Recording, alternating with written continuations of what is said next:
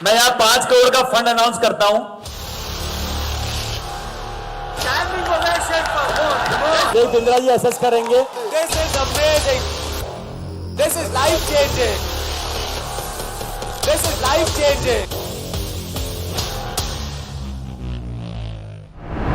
ललित जी बोल रहे हैं कि मैं 5 करोड़ रुपया आप में से किसी पे भी इन्वेस्ट करने को डिवाइड करके अलग अलग लोगों में तैयार हूं।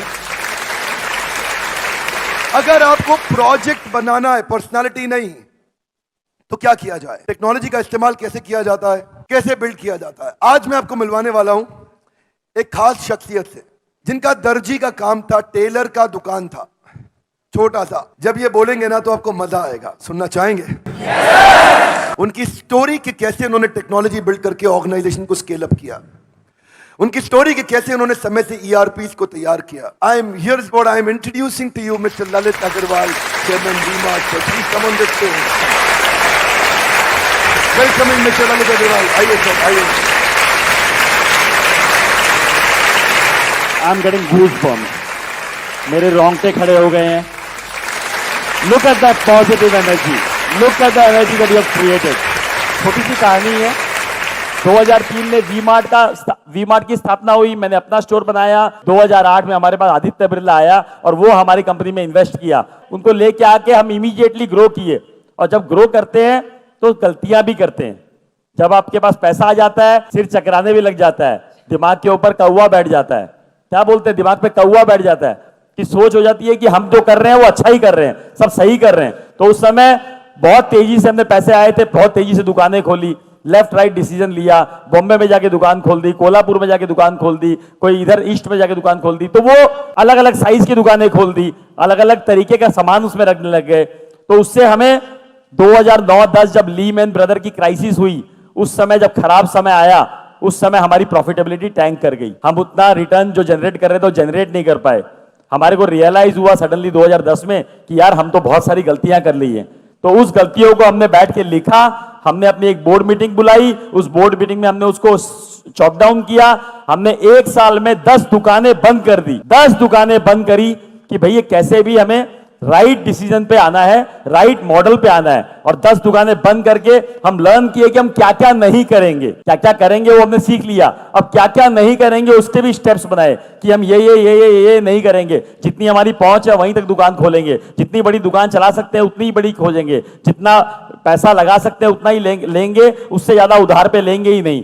हमने ये थॉट बनाया कि हम छोटे शहरों में जाएंगे, तो कैसे इसको कन्वर्ट किया जाए, कैसे छोटी शहर में दुकान खोला जाए, वहां के लॉ एंड ऑर्डर सिचुएशन को कैसे डील किया जाए, वहां तक माल कैसे पहुंचाया जाए, वहां मैनेजमेंट कैसे हैंडल किया जाए। ये सोच में आया कि मैनेज कैसे करेंगे, कर तो लेंगे इतनी दूर के शहर में, कौन चलाएगा उस दुकान को, कौन बनाएगा वहां पर, कैसे प्रॉपर्टी मिलेगी, कैसे हिसाब रखा जाएगा, कैसे इन्वेंट्री मेंटेन होगी, कैसे पता लगेगा ग्राहक को क्या चाहिए, कैसे पता लगेगा क्या माल वहां पड़ा हुआ है, कितना चोरी हो गया, कितना बिक गया, कितना पड़ा है, कितना बेचना है। ये सारे सवाल आए। उन सारे सवालों का जवाब खोजने की कोशिश की गई कि कैसे उस जवाब का सवाल खोजा जाए। तभी एक दिमाग में आया कि नया नया ईआरपी वर्ड आया था, नया नया टेक्नोलॉजी का वर्ड आया था। और उसी समय हमने एक ईआरपी वेंडर से बात करी, उसको समझा। वो छोटा सा एक सॉफ्टवेयर बनाता था, उसी को समझ के उसी को हमने इंप्लीमेंट करने की कोशिश करी और उसको हमने उसी समय इंप्लीमेंट कर दिया। जब इंप्लीमेंट कर दिया तो हमारे पास वो थॉट प्रोसेस आ गई कि यार टेक्नोलॉजी से हम कम से कम देख तो सकते हैं कि कौन सा माल कहां बिका, कौन सा माल की कहां जरूरत है, कौन सा माल कितना स्टॉक में पड़ा हुआ है। उससे बहुत कुछ, शायद ईआरपी से और भी बहुत कुछ जो फायदा हुआ कि कितने वेंडर ने क्या माल दिया, उसका कितना पेमेंट हुआ, उसका माल कितना बिका, कितना हिसाब पूरा बराबर मिल गया। तो सबसे पहली शुरुआत वहां से ईआरपी से हुई और हमने छोटे शहर में पेनिट्रेट किया और छोटे शहर ने हमें इतना रिवॉर्ड किया क्योंकि इतनी बड़ी जनता है जो कि आप हर कोई चाहता है कि अच्छा दिखे, अच्छा पहने, अच्छे से रहें और अच्छे अपने बच्चे को और परिवार को देखें। तो हर कोई चाहता है, लेकिन उसको अपने पॉकेट साइज में अगर मिल जाएगा तो वो लेना चाहेगा। ऐसा कोई रॉकेट साइंस नहीं है कि हमें रॉकेट बनाना है, हमें एक सिंपल काम करना है। अगर हम ध्यान से फोकसफुल करें तो काम हो जाएगा। क्वालिटी जो है पैसे डालने से नहीं बनती है, क्वालिटी खाली केयर, मेहनत और राइट नॉलेज से बन सकती है। Standing ovation, very large round of applause for Mr. Lalit Agarwal. Thank you, sir. एक तो क्वेश्चंस ले सकता हूं सर के साथ इफ ही अलाउज, उनको कहीं जाना था बट जस्ट हाँ जी सर। जब बात आती है वेंडर की, वेंडर कहते हैं मेरे को 5 रुपए सस्ता चाहिए, ये आदमी 5 रुपए सस्ता दे रहा है सर, उसमें हम आके फंस जाते हैं रेड ओशन में। हम नया प्रोडक्ट लॉन्च करते हैं, कल को वो नहीं बिकता तो हमारा बड़ा लॉस होके बैठ जाता है। हमें शहद बनना है, मधुमक्खी अपने आप आएगी। कोई ना कोई गैप है, कोई ना कोई चीज आपको डालनी पड़ेगी जिससे वो चीज चमक के बाहर निकले।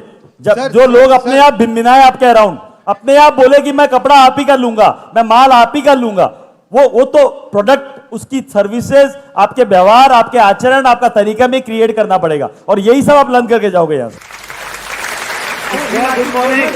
Good morning sir. Sir good morning. आपने कहा कि बोला कि अपने स्टाफ को आप छोड़ो, जैसे बच्चों को आप चलना छोड़ते हो, चलने के लिए छोड़ देते हो, तो जैसे जैसे हम जब भी स्टाफ पे पूरा ट्रस्ट करते हैं ना, स्टाफ कभी ना कभी धोखा दे देता है सर।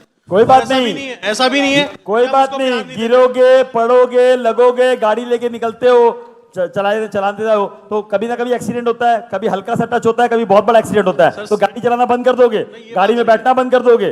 तो ये विश्वास के साथ ही चलना पड़ेगा कि जीवन में निकले हैं तो कुछ ना कुछ होगा, कुछ ना कुछ होगा, उस होने के सदमे से हम बैठ नहीं जाएंगे। सर मेरा प्रॉब्लम भी स्टाफ से रिलेटेड है। वो लोग कहीं ना कहीं हमें बीच में छोड़ देते हैं कि हम लोग अकेले पड़ जाते हैं, वो लोग अपना 7-8 बजे चले जाते हैं। मेरा मैन्युफैक्चरिंग बिजनेस है तो हमें लोडिंग भी करवानी पड़ती है और हमें सब करना पड़ेगा। 10 बजे तक शुरुआत में सारे काम करने पड़ेंगे। 100 बार टेम्पो में बैठ के डिलीवरी देके आया हूं, 100 बार। मैं यहाँ 5 करोड़ का फंड अनाउंस करता हूं। This is amazing. This is life changing. This is life changing.